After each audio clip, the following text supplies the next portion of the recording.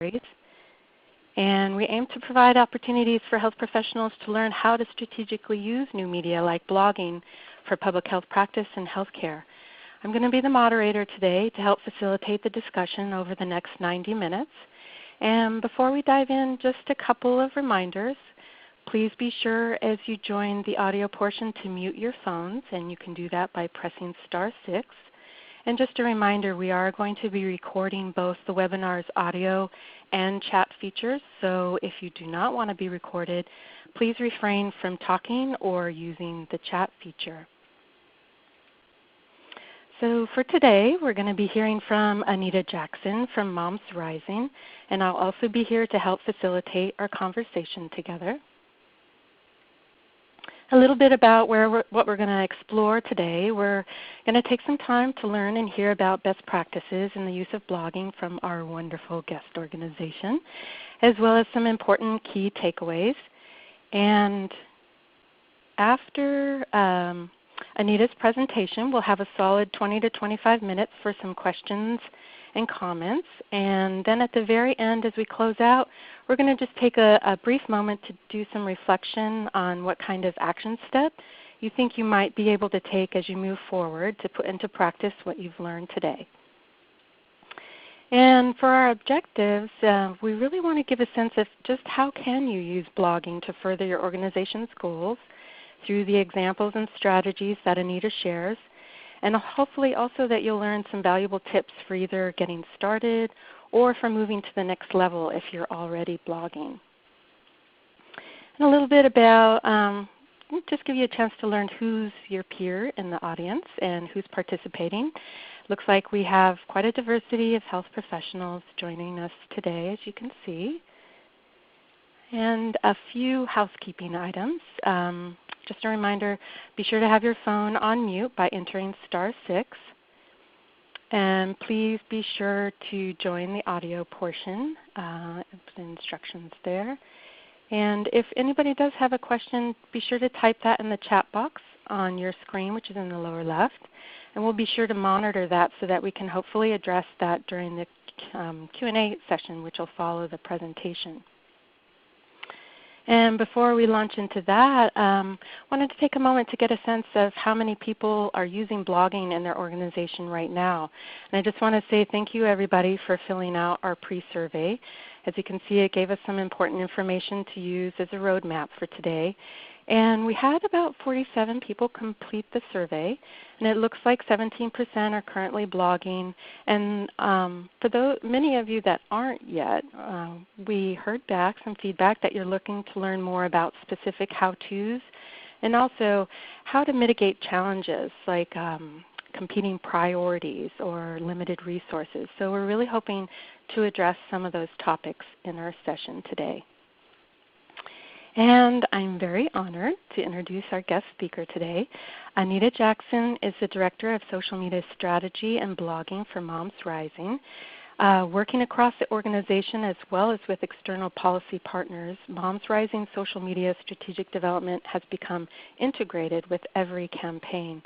So reaching out in both creative and tried and true ways, MomsRising's social media reach is now approximately 3.5 million. That's pretty amazing. And Anita, she leads the innovative social media campaigns that spur grassroots action, organizational growth and partnerships, as well as lawmakers' attention. And their social media strategies have also gained earned media for MomsRising, as with the coverage following their tweet chat with Minority Leader Nancy Pelosi. And so I am very excited to welcome Anita and take it away. Thank you so much, Lisa. It's wonderful to be here and an honor to talk with you all about blogging and social media strategy. As Lisa said, it was thank you all for filling out the pre-survey. It was great to see where everybody's at. I'm actually very glad to see that we do have a number of people who haven't even started blogging yet, because when you begin, you can think about it in this way that we're going to talk about during the webinar. as an integrated strategy with all you do. And for those who are already blogging, I think in this webinar you will learn specific strategies and tactics that will help you get your content seen by more audiences and make an impact. So I titled this webinar, Building a Movement with Blogging and Social Media, so that you could think of blogging as more than just publishing your own content, but really engaging with an audience in a social way, social media, and using blogging and social media together as integrated tools to get your message out farther. But I wanted to affirm that if you are not building a movement, or feel that that's not part of your mission, but simply want to share your message and feel that you're breaking through the noise of the Internet, which can sometimes be overwhelming, this webinar is for you too. So thank you, Lisa, for going over the agenda. I just wanted to add that in this portion of the webinar, we'll go over 5 keys to building an effective online presence that makes an impact. So these are 5 keys that we at MomsRising have found to help us focus our efforts. And part 2 will take what we learn about blogging and talk about strategic blogging, specifically about blog carnivals, which is kind of a funny name for a serious topic, to define your online presence and to make an impact. But before we get there, I thought I should back up a little bit and introduce myself and the organization to you in case you're not familiar. MomsRising is an online and on-the-ground grassroots organization with over 1 million members in the U.S. We are pushing the Modern Citizen Engagement Toolkit, and we use both tried and true organizing tactics as well as cutting-edge new technology-driven tactics. And our mission is to make sure all kids have a healthy start and can thrive, to increase family economic security, and to end discrimination against women and mothers. And very importantly, we are a broad grassroots movement for parents to have an impact on public policy. So we want to take the phrase, as American as motherhood, or motherhood in apple pie, and really give some weight and teeth to it so legislators listen, and so that we can create cultural change as well in traditional media and social media. We grew from 0 members in May of 2006 to over 1 million active members today, including moms, dads, grandparents, aunts and uncles, people without children. Anybody who has a mom or ever had a mom or has a belly button is welcome to be a part of MomsRising. And now that we've established an online presence, we've found that we are more than just an online organization or grassroots organization, but also creating and driving media, and that's part of our blogging and social media presence as well. We found that it's really important to bring parent voices forward to top policy areas in healthcare.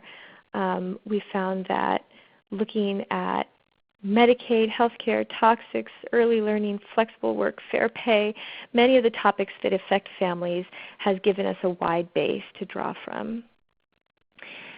And how do we engage people?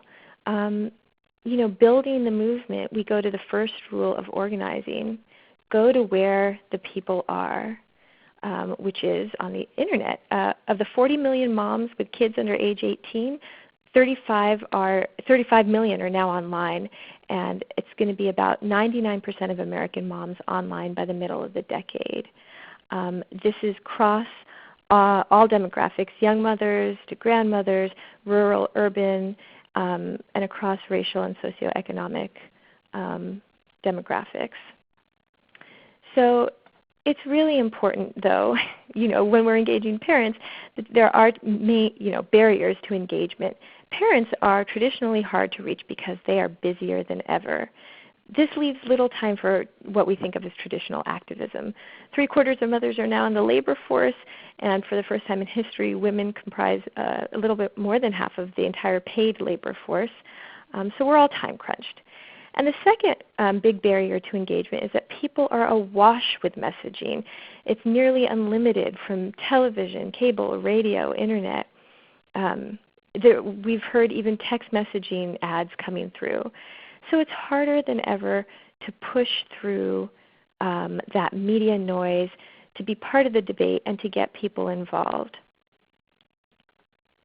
So we found that to do those things, there are 5 key principles. The first one is to stay nimble and responsive, to pay attention to what's at the top of the current news headlines, what is the top of mind in our grassroots dialogue. What are people talking about? What are people sharing? And we can look at that by monitoring blogs and social media. The second key principle is to constantly test. We test messaging. We look to other policy partners and work together to find out what messaging is breaking through all that noise. And we constantly test stories and top-line messages, and then we dive into the deeper policy wonky facts. Maintaining the dialogue is incredibly important, that we're not just bullhorning our message out, but that we're listening as well, and that we respond to people so that they know that we're listening. Fourth, we open as many engagement avenues as possible. So this is going to be one of the keys that I think is really important, especially if you're not already blogging, to think about blogging as one engagement avenue, one way to reach out to people among many different ways that you can reach out. And it's important to think of it as one tool in your toolbox, and that you may need to try another tool if one isn't necessarily working. And of course, don't forget about joy and fun, because not least of which because that's what people want to engage with. So here, the first slide, we're talking about collaboration, synergistic collaboration. This is really important for MomsRising, we've found, in our blogging strategy and in our organizing strategy. We identify issue experts who can advise us on strategy, on timing, and effective messaging. We want to think about when we post on our blog, is this the right time for this message? Is this the right message? Are we aligning with our partners who are doing excellent work on this? Are we taking away from their message? At MomsRising, we work with well over 150 other organizations, and we rely on them to bring policy expertise. And we bring the grassroots muscle with that large social media engagement. So we can shine a spotlight on what they're doing with our blog. And when we work together, it's a win-win. Can you guys see this next slide? One-click member advocacy. I just double-clicked it, but I don't see it on my screen. I will look in the chat to see. Hi there. Yes, we can see the next slide. There's 2 one-click member advocacy. Terrific. Okay. All right. I guess it just didn't advance on my screen, but that's okay. So one-click member advocacy is another strategy that we use. This is what people think about when they think of us as, an online organization, something where you send an email and then people engage by clicking to sign a petition. But this is also really important to think about when you blog, because it's another chance to spread your message. If you're sharing a petition and you're sharing it by email, think about sharing that content on your blog as well. There are a lot of different types of content that you can share on your blog, and citizen engagement is one kind. A blog post doesn't always have to be just policy information or just personal stories. You can share action opportunities, which is actually a great thing to share on your blog, because often people want to share that they took action. So they'll read your blog post and they'll get excited about an issue that you're talking about. They'll see the opportunity to click and add their voice, and then they'll want to share. So it's another great way to get your message out there from your blog to the wider world. So this next slide, the citizen presence member voice proxy. This is one of the really fun things that MomsRising does to engage our grassroots. Like I said, we do have really busy members, and we want to honor their time and know that they can't always come out with us on the ground, to Congress to deliver the petition signatures that we talked about in the previous slide. So in order to help them feel that they have a presence and that they're there, we may bring along things like an apple for every petition signature to show a real physical presence. Or here in this slide we see capes that we delivered to superheroes in Congress who supported children's health. And not only does that help our members feel like, okay, there's a physical thing there that represented us, but relating back to the blog again, this is something that you can cover on your blog. And it makes a great photo op for traditional media too. So it's another opportunity to create content from work that you're already doing and then cover that on your blog and share it with others.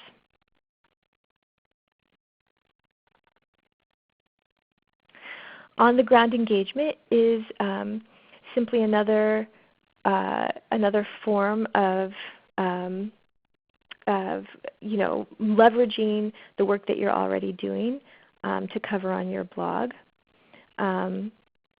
MomsRising members regularly take action in person, attending local in-district gatherings. They share their stories. They deliver member messages to leaders and more.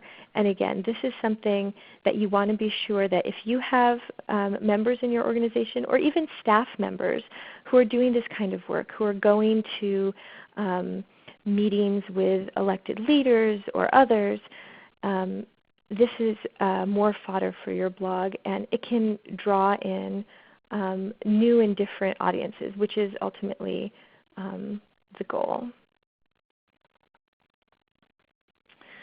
Traditional and new media. What I really wanted to emphasize here was that there is quite a potential for synergy between traditional and new media and blogging, thinking of blogging as new media. And it's really important, especially for those of you who haven't begun blogging yet, to think of it as a tool that you can use to help your organization earn more coverage in traditional media, as well as creating media yourself. There have been instances where the work that MomsRising has done on our blog, for instance with Blog Carnivals, inviting legislators and others to write on our blog, has actually earned us coverage in traditional media. As Lisa mentioned at the top, we did a couple of years ago, I don't know if it would be newsworthy now, but a couple of years ago we did a tweet chat, a chat on Twitter with Nancy Pelosi, and that earned coverage in The Hill. So it was really great to see that there can be that crossover between traditional media and new media. So before we go on, we can take this opportunity to share. Do you know what a Blog Carnival is? Go ahead and submit your answers. We can keep that up, Anita, for a little bit as people are submitting their answers, and we can see just who knows what a Blog Carnival is. Great. And again, Lisa, you can go ahead and report back on that since my screen is a little bit frozen, it seems like. Okay, we still have a few responses coming in, but it looks the vast majority don't know what a blog carnival is and are probably pretty curious. Great. So right now it looks like we have 46 responses in. 95.7% don't know. So Anita, mystery solved. Would you like to share with us? Wonderful. Actually, that's great. So this will be interesting and new for you. So, my preview slides are not showing up either, but that's okay. Hold on just a second and let me see here. There we go. Now we have the Blog Carnival slide up for you, Anita. Okay, great. Let me see if it'll show up in the preview. Huh. It has me stuck on slide 16 somehow. Oh well, that's okay. So this slide shows you just what a blog carnival is, or what the introduction to a blog carnival looks like. Let me see if I can pull this up just in my own computer. Maybe I can.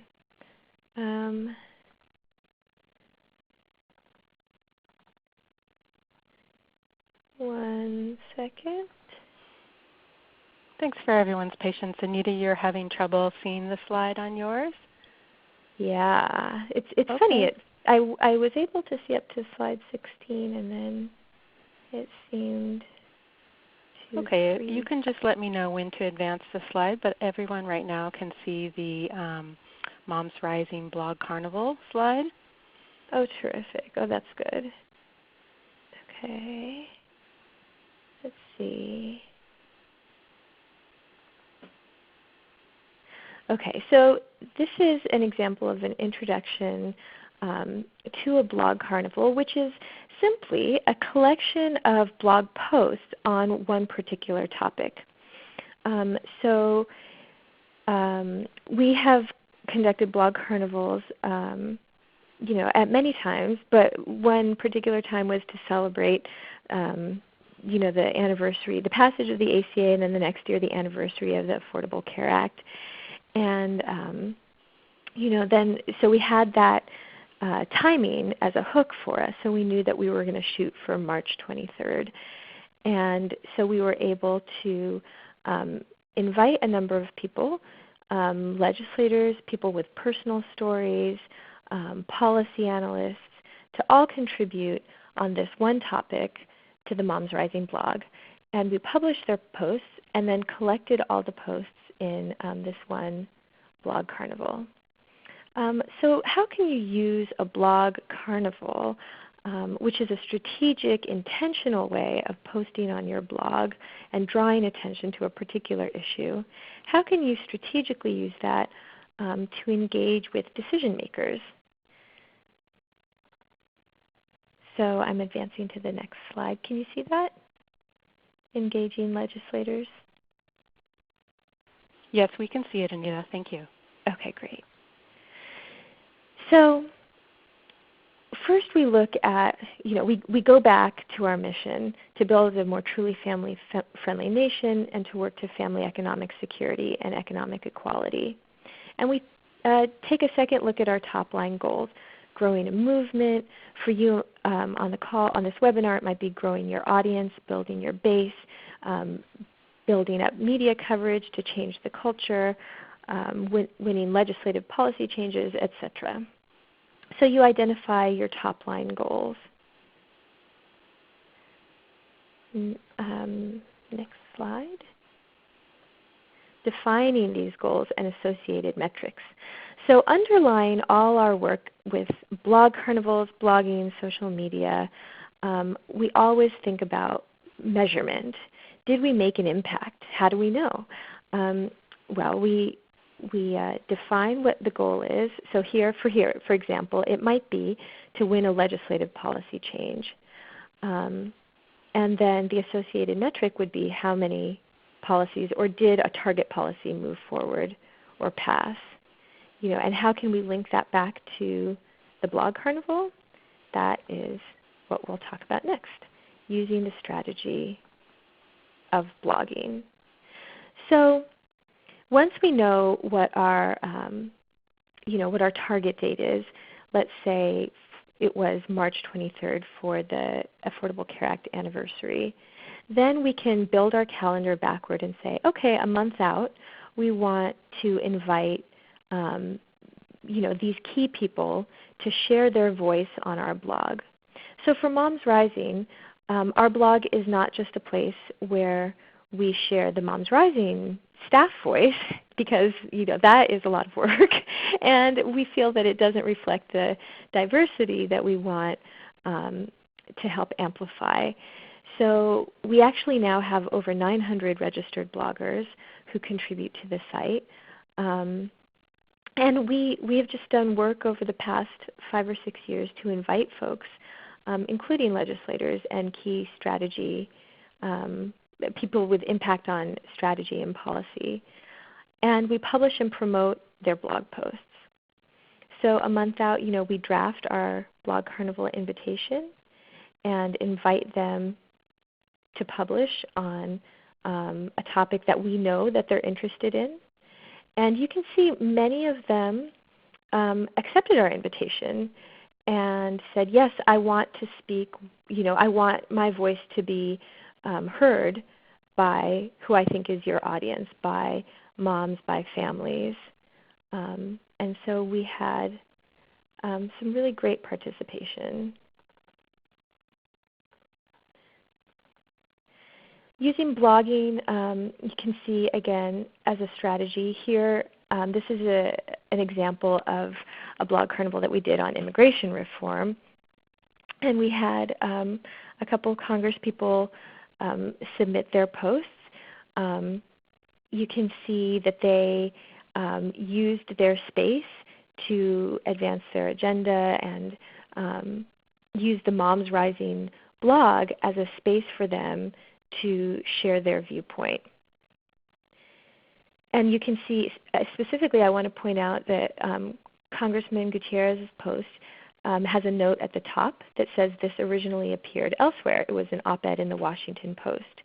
So again, when you're looking for content, you can tell people it's totally fine to use content that you have created for another purpose. We don't require original content, and that helps lessen the intimidation factor and helps people feel like, okay, I have something to contribute. I've said it in this other arena, but now I want to speak to this different audience that MomsRising has, or that you have on your blog.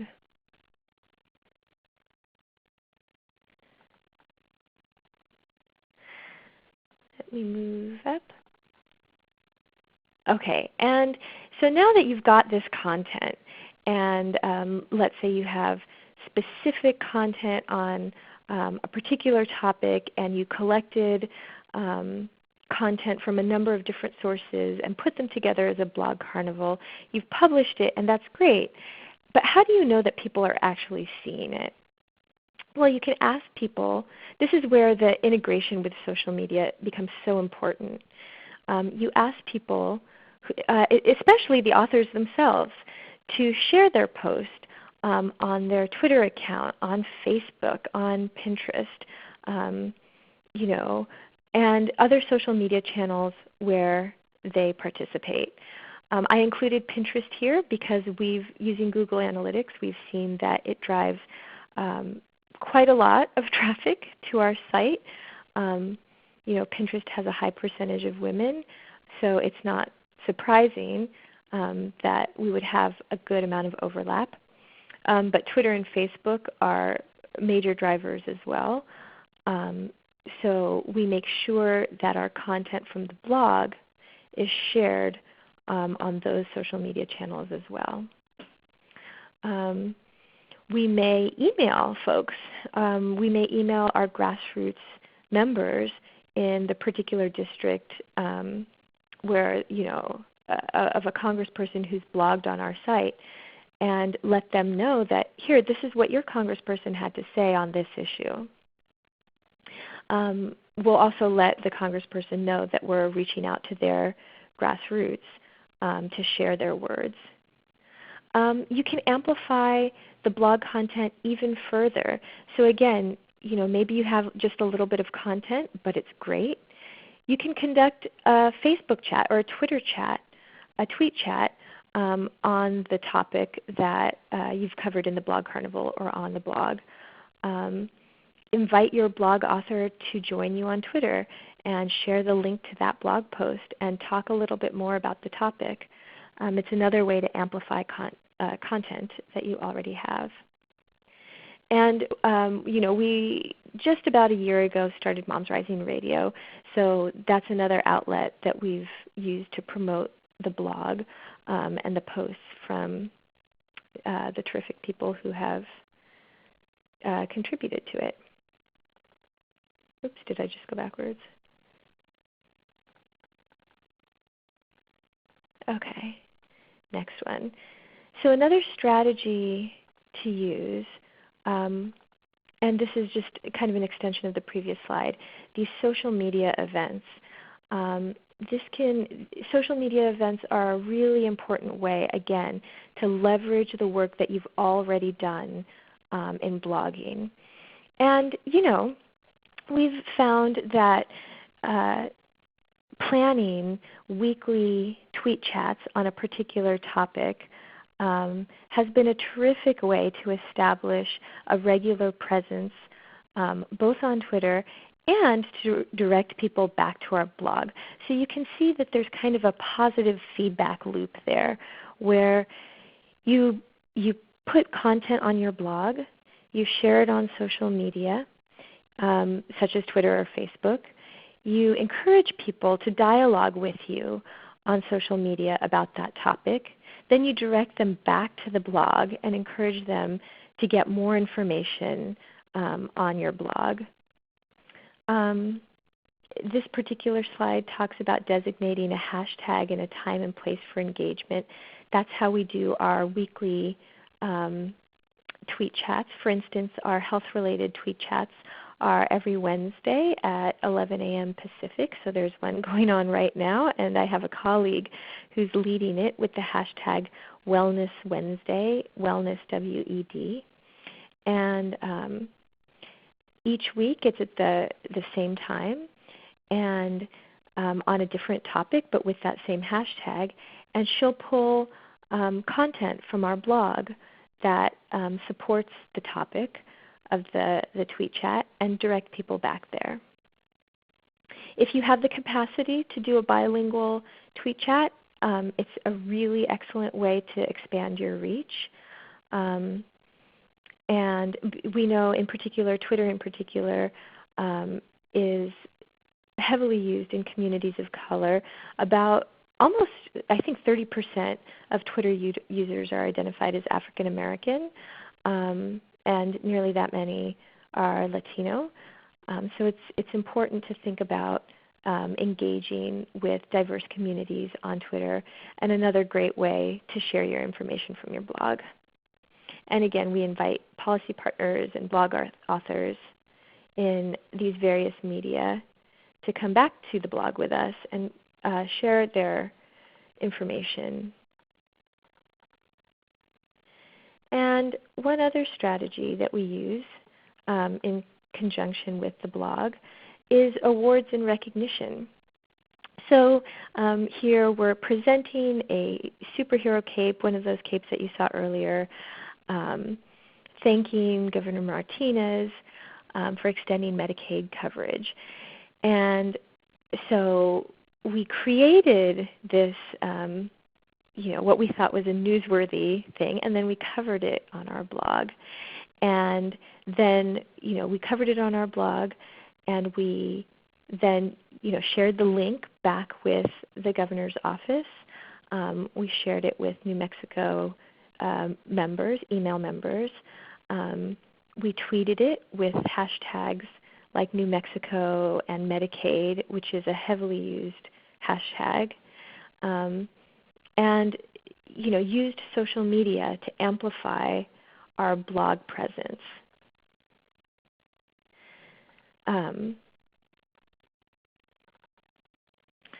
So that brings us back to the 5 key principles to breaking through the internet noise and to engaging people. And I hope you can see from this presentation how blogging is one tool, and to think of it as part of an integrated strategy, and that it doesn't have to be an intimidating strategy, that you can, the content matters, and so if you have great content to share, people will share it, and you continue to believe in your work and share it yourself. Sharing it multiple times is absolutely welcome and acceptable. It's not that you necessarily publish once and then leave it. You share it with people that you think will be interested and will share it as well. And I'm hoping that you've seen some ways to do that. Even if you blog just once a week, it's a good start. It's a good place. As long as you share it, you'll start to build your audience. So I kind of zipped through that, but I wanted to make sure that there was plenty of time for questions. And I invite you all to feel free to please email me if you have additional questions that don't get answered during the chat. Great. Well, thank you very much, Anita. This is wonderful because we have quite a bit of time here to share and explore together some of the questions that we've already had coming in. So what we're going to do is just explore those together, and I think we have quite a few coming in. So first off, we have quite a few people interested in learning about how to just get started. We've learned about how to integrate a blog, but if there are any some basic information about starting a blog, it might be integrating how much staff time would you need to operate the blog, what kind of content is needed, and how do you generate that content?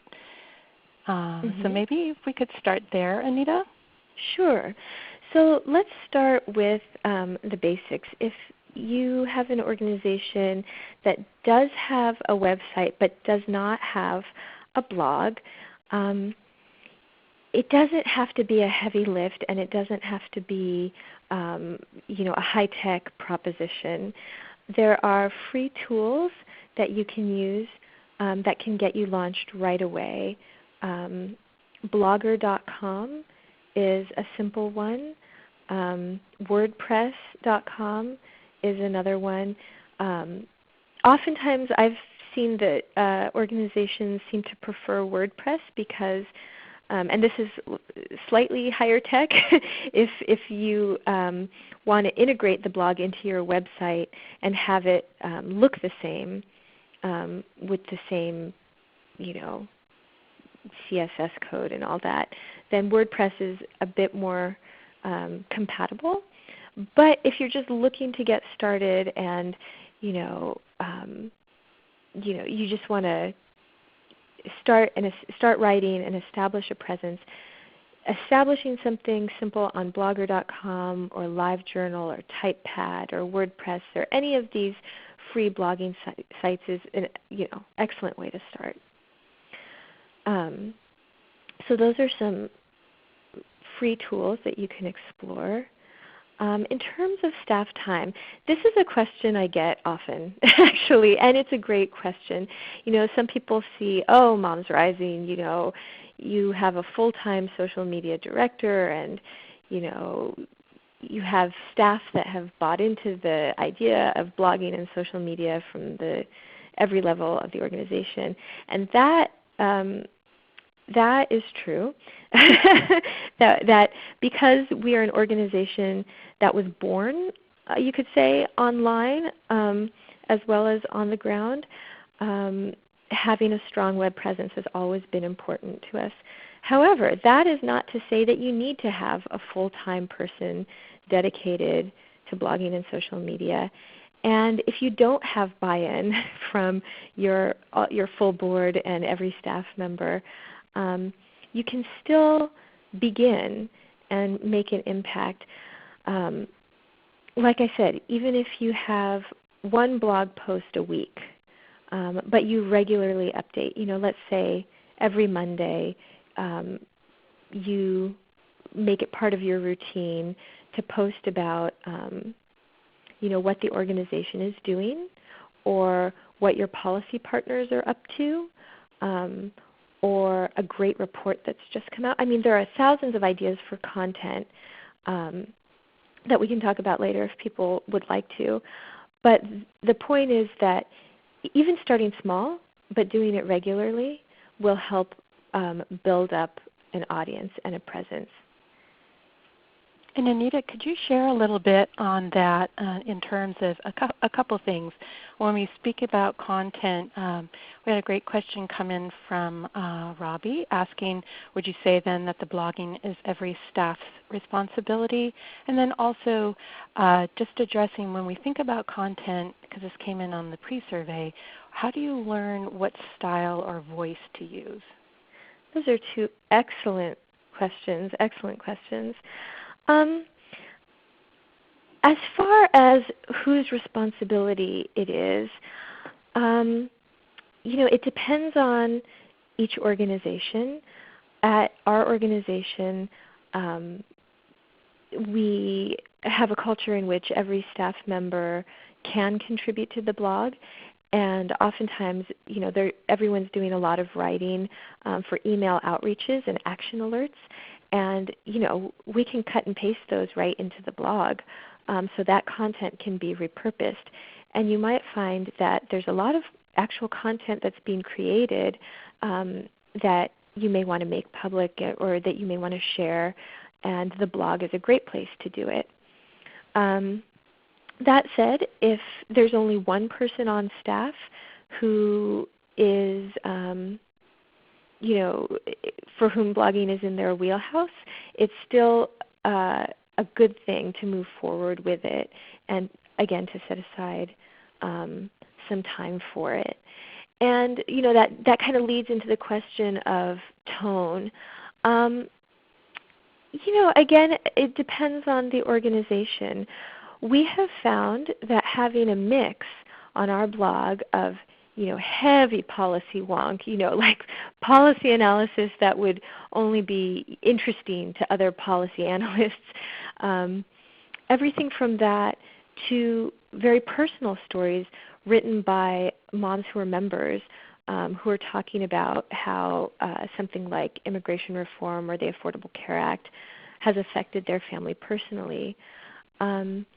These different kinds of tones attract different kinds of audiences, and and when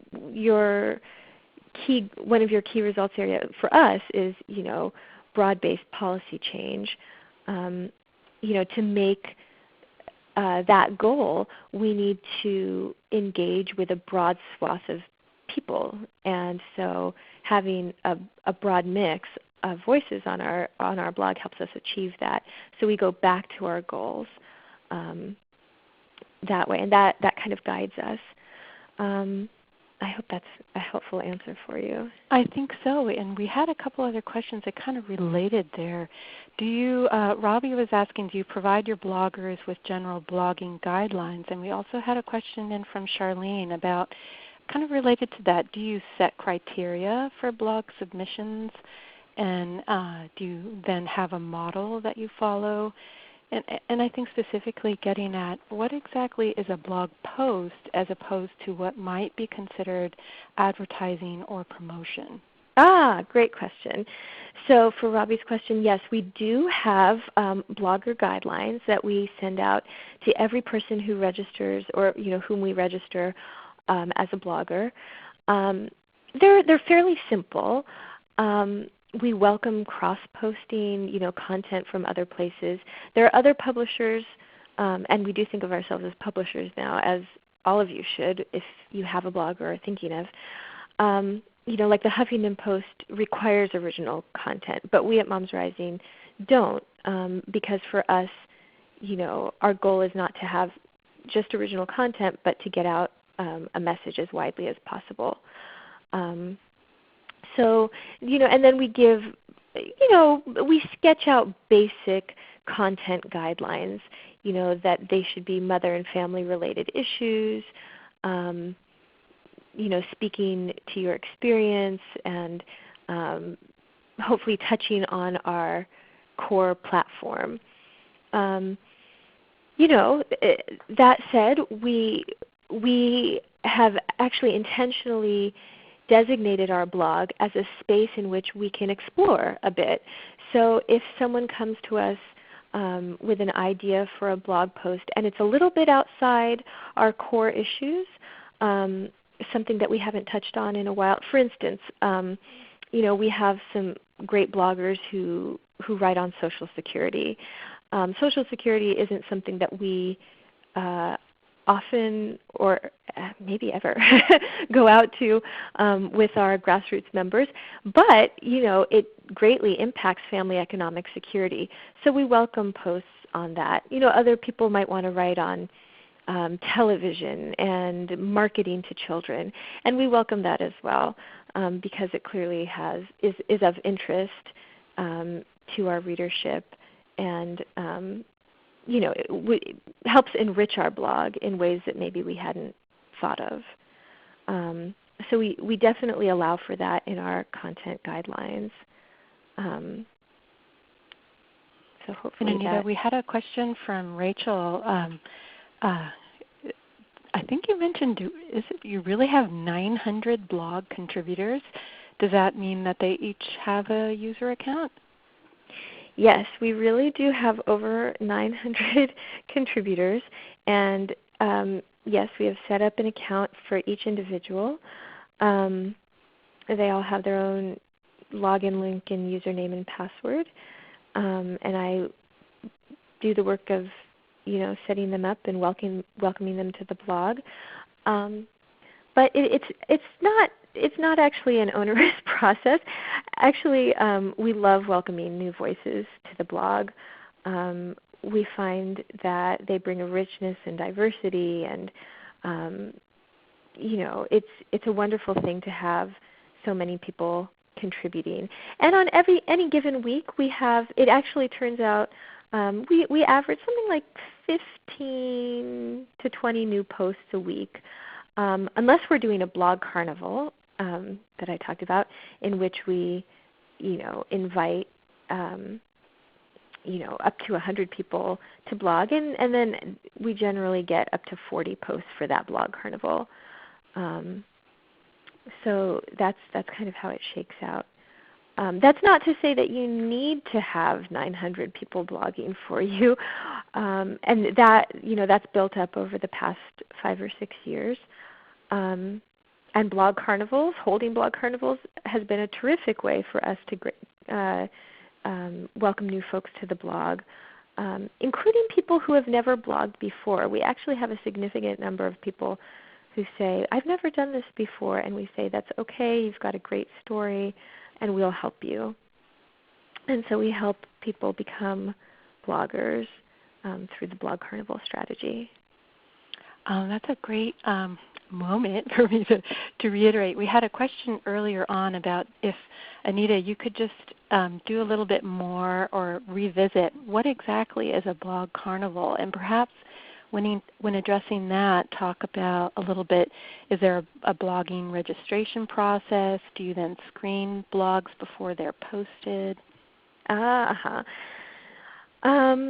Okay, so a blog carnival, maybe we'll step back a moment and think about, what does a blog look like on a day-to-day basis? Well, for Moms Rising, it may be that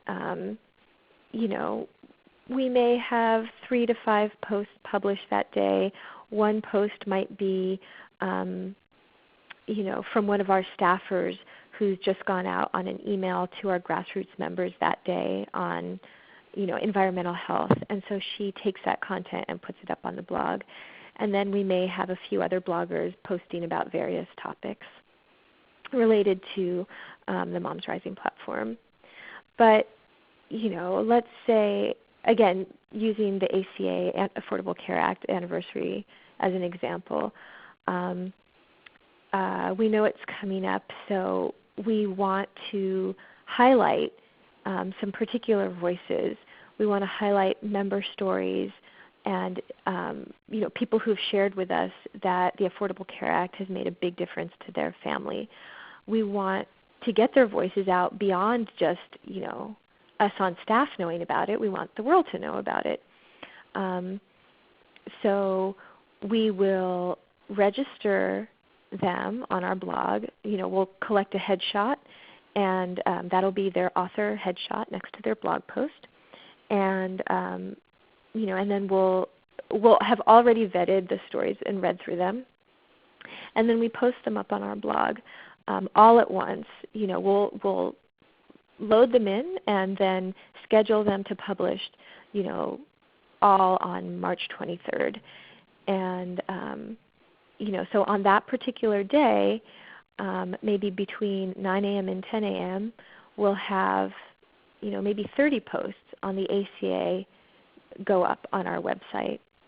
And we'll have ahead of time, because we'll have scheduled them in, we'll already have the links prepared, and then our executive director might write a couple of short introductory paragraphs for a separate blog post that'll say, "Welcome to our Blog Carnival about the Affordable Care Act."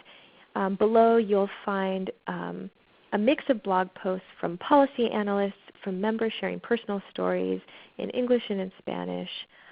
Click through the links below to read the stories. And then we'll collect all the links from all those 30 different blog posts into that one overarching Blog Carnival post and post that as well at 9 a.m. So that is the Blog Carnival. Many different voices on one particular topic published at one time. And it brings people to the blog. It brings a diverse audience to the blog.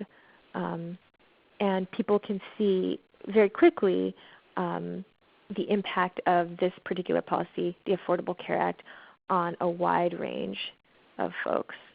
And we've had experiences where we've shared people's stories, members' stories on our blog, and then had traditional media approach us and say, "Oh, this is a great story. I'd like to cover it on NPR or ABC or whatever it may be." So that's been a really positive outcome of blogging for us. And Anita, we talk a lot about posting. In terms of posting schedule, is there a kind of golden rule? For instance, Sarah shared that heard that the golden rule is to post 3 times a week. Is less not enough, or more too much? And coming from an expert, we'd love to know your thoughts on that. What do you think? Yeah, different people have different answers to this. But from what I've seen from different organizations, a general rule is that the more the better. But if you only have a couple of posts a week, that's a great place to start. As long as you can be consistent with it, it's a good idea to do it. The more you can do it, the better, because people like coming back to a place over and over and seeing fresh content. But don't let a certain number dissuade you. If you feel like you can't do 5 posts a week or a post a day, that shouldn't stop you. We're talking about numbers here, and I think that what's also interesting is how do you measure impact or the value of blogging as related to your main objectives for using it for your organization? Are there tools or methods that you use that would be good to know about? I'm so glad you asked because I didn't get a chance to go into it deeply during the webinar portion. But yes, every week at MomsRising, we have our weekly staff meeting, and I do a metrics report across social media and including our blog. And I cover the number of page views of our top 5 blog posts and keyword searches that people have done to find our blog, and number of daily page views as well for the blog, and what the traffic driver, what drove traffic to the blog. And so the blog itself, we use a WordPress platform, and on the WordPress dashboard, it gives me this information. Blogger.com does a similar thing. It'll give you similar information in the back end. And Google Analytics can also give you some really great information about how people are landing on your website and what they're seeing and how they got there. It's very interesting, actually, when you do this sort of analysis. And I do encourage you, if you're going to do blogging, which I encourage you all to do, to also measure these things. How did people get there? What keywords did they use? How long did they stay?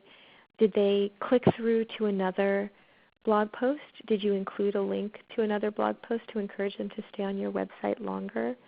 These are the kinds of things that will ultimately help you grow your readership when you know what really resonates with people.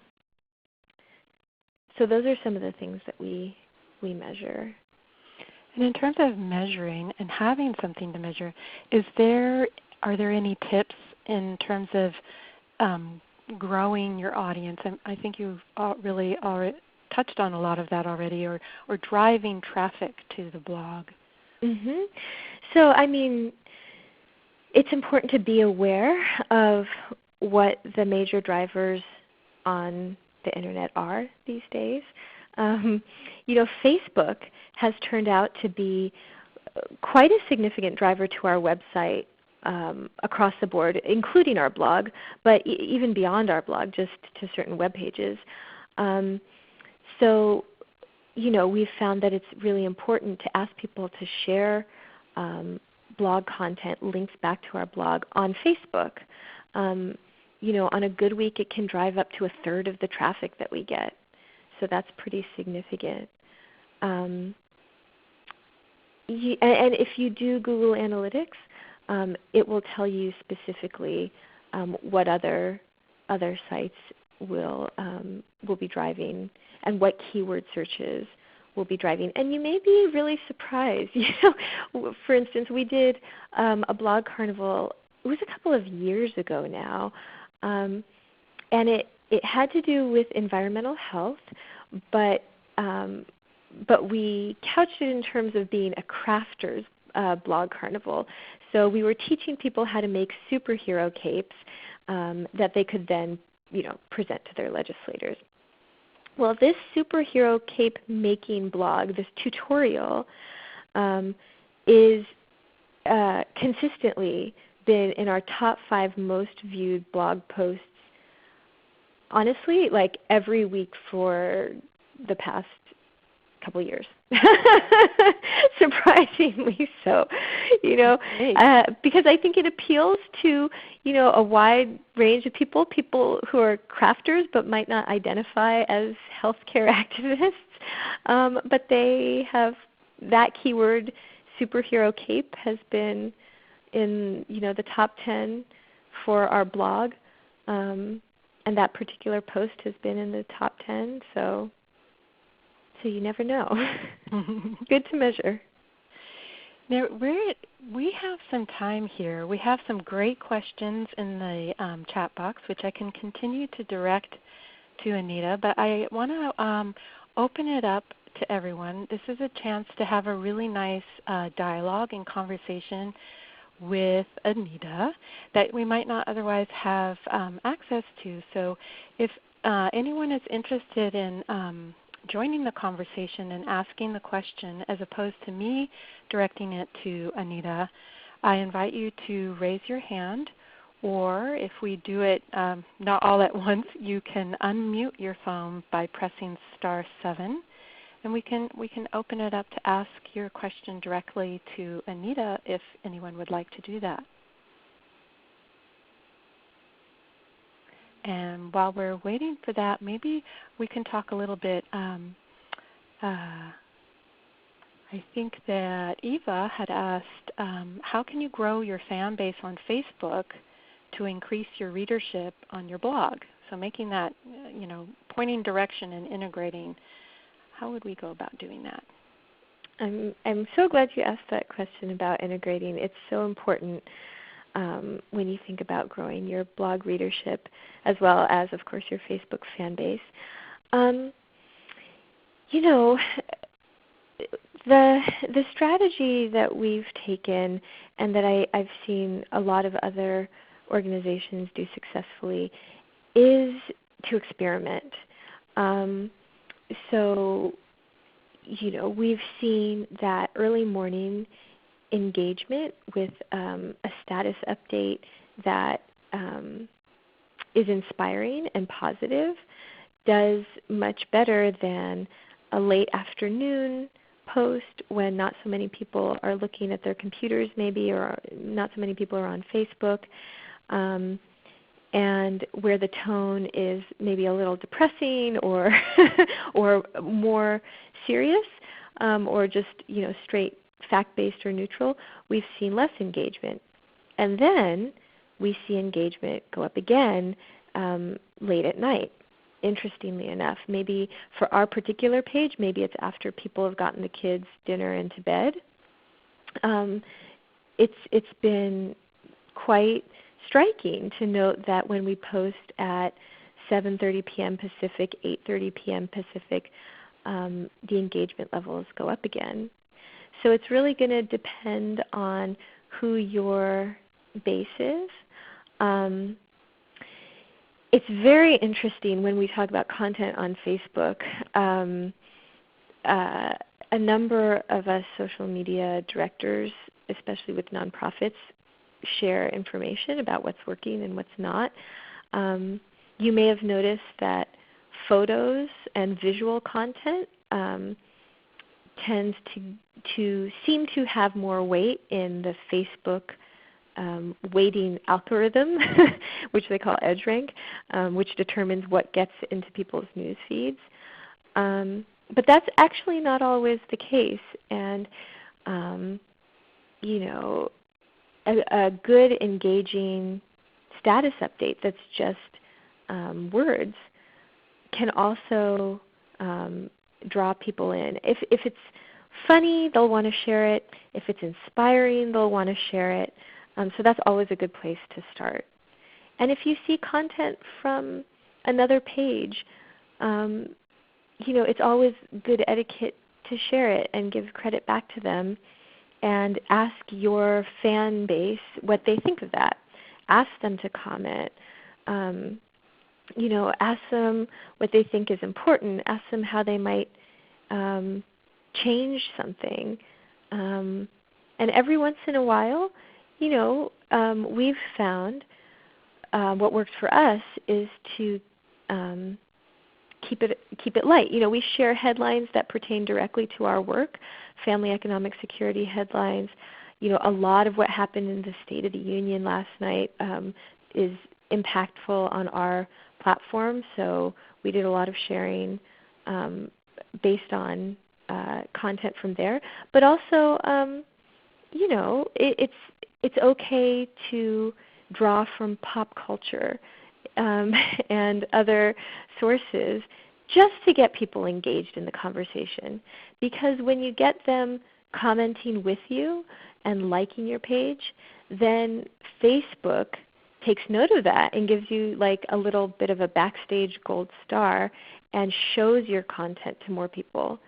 So there's a bit of a, as we were talking about earlier, there's a bit of a positive feedback loop that way. And Anita, talking about the feedback loop, we had a question from Jeff about when you're starting a blog and we're acknowledging the importance of the integration and pushing out the fact that you're blogging, doing that on Twitter and Facebook, Pinterest, email, other social media. So is there a type of tipping point at which you think you can then scale back this pushing out part and just let the blog and its readers advertise the blog? Or not. It's a great question, and I'm thinking of some of the biggest, heavy hitter blogs that I know of. For instance, Daily Kos, which has an incredibly strong community. Even there, they are constantly working. The staff is constantly working to share and to improve their methods of sharing. So it's not necessarily that you let up, but definitely having a strong readership that wants to share your content is, a goal, a terrific goal to have, and something that you want to happen. But it doesn't necessarily mean that you would scale back, because you want to show that you believe in your own content as well. And you want, as an organization or as an individual, to comment on it and encourage others to comment on it. So it's important to continue to sort of build that into the time that you allocate for blogging. And Anita, we had a question from Amy about do you give feedback pre-posting of blogs, for instance, editorial feedback on stories? Mm-hmm. That's a great question. And so now that we have so many bloggers, I just trust people. I give them the guidelines. They have the guidelines. They have the content guidelines, and and I, as one of the main editors of the blog, allow our bloggers to come in and post at their convenience, which really lowers the intimidation bar for them, and obviously lessens the load on me. And 99% of the time, we get amazing content, and I could not be more grateful to our bloggers for that. If it's a member sharing a personal story and we're setting them up to do like a one-time blog post, we definitely work with them to make sure that it says what they want it to say and it reflects the organizational messaging. And we occasionally do that with other bloggers, but it's the exception, not the rule. So we definitely make sure that we do our vetting ahead of time. Many of our bloggers are policy partners. They're great writers. They know how to write. They know what the messages are. So we don't need to do double checking so much. And that's mostly the case. Others are bloggers who are used to writing in their own voice. That's great too. It brings another voice to the blog, and and we have consciously allowed there to be a diversity of voices on our blog, so that's okay. We have a couple of bright line rules, and if someone steps over it, then I will email the author directly. But it has happened so few times. It's really not a concern of ours. And I'm just going to get to a question that we had early on. Do you have any data on Asians and Pacific Islander numbers who are on Twitter? That is a great question, and we do. Actually, Pew does have that data, and it's in my notes somewhere. So let me see.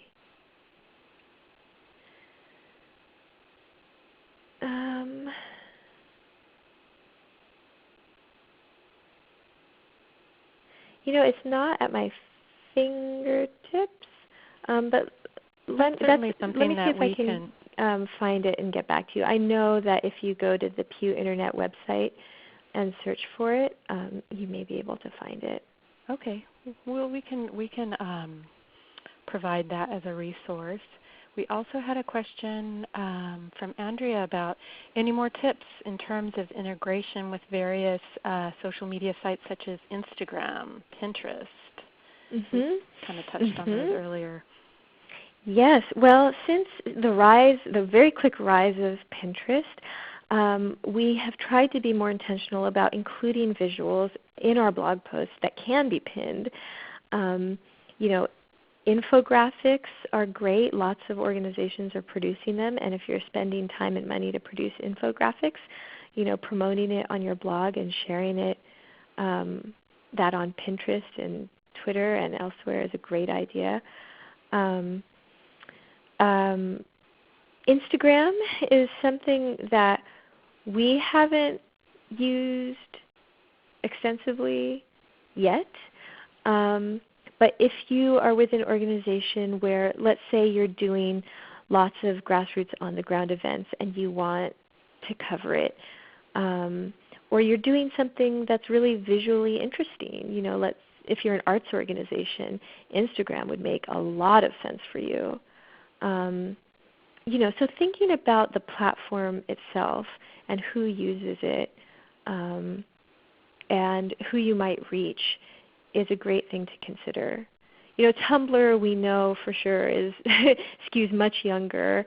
But if we happen to have funny posts or something that might appeal to that audience, or that is, a play on a viral internet meme, we'll post it to Tumblr and follow others who are on Tumblr and reblog their content there as well. Sometimes we will cross-post from our main blog over to Tumblr, which is another kind of blogging site. Again, depending on whether we think the content will appeal to that audience.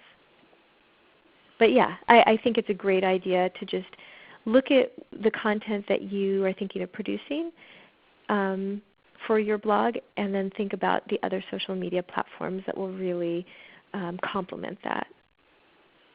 And Anita, you mentioned content, and I hear a lot about, and I'm seeing increasingly that people are accessing content increasingly on their mobile devices. And what kind of, we have people that join the webinar with their iPads, for instance. What kind of influence or what type of best practices are going to have to start appearing in terms of people accessing the blog or the integrated social media increasingly by mobile devices as opposed to desktop, etc.? It's a great question, and it's something that probably won't be limited to your blogging and social media, but we'll touch on your whole web presence. So that's a conversation to have with your whole team or whoever manages your website, because you'll want to make sure that it's the way that you optimize your blog for mobile devices is consistent with how you optimize your website. So again, whoever manages and maintains the website should be able to do it for your blog as well, and you should do it at the same time. It's a great idea. Great, and I think I'm looking. I just want to make sure we get to everybody's question. I think we had one early on. Let's see. It looks like Rachel early on. It might have been when you were talking about the Blog Carnival in terms of what does the invitation look like. verbal, by phone, by email? Mm-hmm. An invitation, so usually we draft an email invitation, and the parts of that invitation include an introduction, well, the subject line, it's always, please join us for a blog carnival about X, and then an introduction about the theme, and then an explanation, what is a blog carnival. So I do a quick paragraph compressing what I told you, and letting people know that we will work to promote their posts with sample tweets and with Facebook and across our social media platforms, so people know that they're not just going to be producing content that goes into a void or it doesn't get seen. And then, the deadline and a hashtag if we want them to share on Twitter, share the link on Twitter after it gets published. So those are the basic parts of an email invitation. We generally send email invitations, to people who've already blogged for us. But if we're reaching out for the first time, I try to make a phone call as well and have a little bit more personal contact, so that people know that we really value their voice and their contribution. People who are already established bloggers often get pitches, many times a week, and they get asked to write a lot. So it's really important to respect their time and to respect the fact that they may be getting many requests for their voice, and to emphasize why this particular blog carnival is important, the kind of impact that you expect to make, the decision makers that you'll be sharing their blog post with. So that's one way, especially when I'm making a cold call. I try to have that information ready to give to people. And reaching out on Twitter as well is another way to do a blog carnival invitation, because so many bloggers are on Twitter. You say, do you have a blog post about XYZ topic? And you tweet that several times, and you may get folks responding in a tweet with a link back to their original post about that topic. And then you can include that link in your blog carnival, giving credit back to them. Great. And we had a good question kind of going back to this measuring impact. Carolyn was asking about if we could touch a little bit more on Google Analytics. Is this a free tool? If not, what aspects are most helpful to take a look at? And when you're using Google Analytics, can you do that on any website, or do you have to own the blog? Google Analytics is a free tool, and you do have to own the blog or the website that you're analyzing to get into the deep, dark stats that they give you.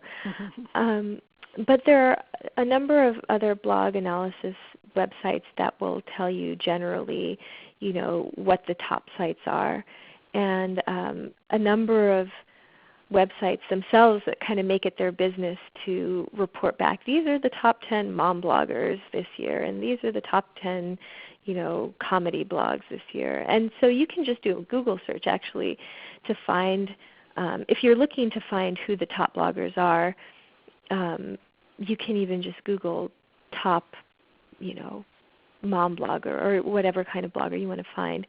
And chances are you'll come across the ones that are most heavily trafficked. So that's that's how you can find out more about other blogs. For Google Analytics, for your own blog and website, once you set up an account with Google Analytics, it gives you a lot of data, and the question is, what's most important to look at. When I talk with people who are experts at measurement, like Beth Cantor, who I think is included in our resources slide, she often emphasizes that you don't actually want to get caught up too much in numbers. Like, oh, I had 100 page views this week and only 95 last week, and so that must mean that we're doing something right. I mean, maybe it does, but it could be normal fluctuation. It could be that some site linked to you. And so Google Analytics can help you figure out not only the numbers but why certain things happen. And metrics isn't necessarily just about knowing the numbers, but using the numbers to help you respond to your audience and build your base. So that if you see something's really popular, you can't, like a certain blog post, you can take a look at that, and not just say, oh, that's great, that got 1,000 page views. Maybe we should share that again. Well, you can share it again, but it's important to also go back and see, like, oh, maybe this is what really resonated with people. Maybe the fact that we shared a personal story. Let's try another personal story blog post, and letting the numbers sort of guide your content a bit and testing what works. So that's one of our 5 key principles, constantly testing. That's how you use those metrics. And maybe we could, because I think we got to most of our questions, maybe we can end with just addressing any last key takeaways. I mean, you talked about testing. Any really resonant, kind of come to mind lessons learned, that experience that helps you to move forward and learn from what you've been testing or doing about what works and what doesn't work? Yeah, I mean, I think that there's so many lessons to learn. Everything from little things like what time to post, when are people online, when is my audience online, and what do they like to share. Everything, from that small end to, the larger end, like, okay, what's the best way to share, and how do we get decision makers to come back to the blog, and how do we get them to trust our content? There's so many ways that a blog can work, and so many things to measure. I don't know exactly how to answer that question quickly, and so many lessons that you can learn. But again, I would just say, think about who you are as an organization, or if you're doing this as an individual, who you are and the voice that you want to share. And think about not only what kind of content you want to create, but how you want to share it. And think about your organization's missions and your end goals. And hopefully this webinar has given you some ideas about how blogging in particular, coupled with social media, can help you achieve those goals. I think if you keep focused on your organization's mission, it will really help guide you and help you prioritize how to use blogging. That's great, Anita. I couldn't think of a better answer. I think that's really, really smart and strategic. And thank you so much. I think we did get to all of our comments and questions. And a big thank you, Anita, for some really great, comprehensive and thoughtful, reflective answers to those. And I just want to let everyone know that, as we mentioned before, we do have some resources here that Anita shared earlier on. Both Beth Cantor's blog, Blog for a Cause, great sites to just dive in and explore. I know Blog for a Cause has quite a few resources, no matter where you're at, whether you're just getting started or you want to take your blogging to the next level. And then just a few resources in terms of strategic tips to start. And then Nancy Schwartz's bloggettingattention.org has some specific resources related to blogging that you can check out. And as we wrap it up here, you are going to have a survey at the end of the webinar, and we really appreciate your feedback. And we always are interested in learning how to improve what we do. And part of that, we were integrating a question about having you take some time to think about what action step you might be able to take to put into practice what you learned today in terms of blogging. So if you are interested in identifying an action step and having us check back with you in about a month's time to see how it's going, let us know, because we appreciate your feedback. So I just want to say thank you so much, Anita, for a wonderful presentation and conversation. And Anita's very interested in hearing back from you. If you have a question that didn't get addressed or something comes up in the middle of the night thinking about blogging, please reach out to Anita, and you can go to the blog. Her email is here, and also follow her on Twitter as well as connecting via Facebook. And we are going to have at the end of the webinar, we will put together the slides, and we'll also provide a link to the recording, and we'll be sending out an email to everyone so that you can then have access to both the slides and the recording of the webinar. And if I just want to thank everyone for joining us. It was a wonderful session together. If you have any questions, please be sure to contact us here at CalPACT in the Center for Health Leadership. We do have some more trainings coming up. We have a wonderful webinar on March 13th with folks from the Public Health Institute and ChangeLab Solutions on best practices for webinars and web forums, and we hope that you can join us for that. And on that note, I just want to say thank you, everybody. Feel free to continue the conversation and contact us, and have a wonderful day. Thank you again so much. It was wonderful to be with you all. Bye-bye, everybody. Bye-bye.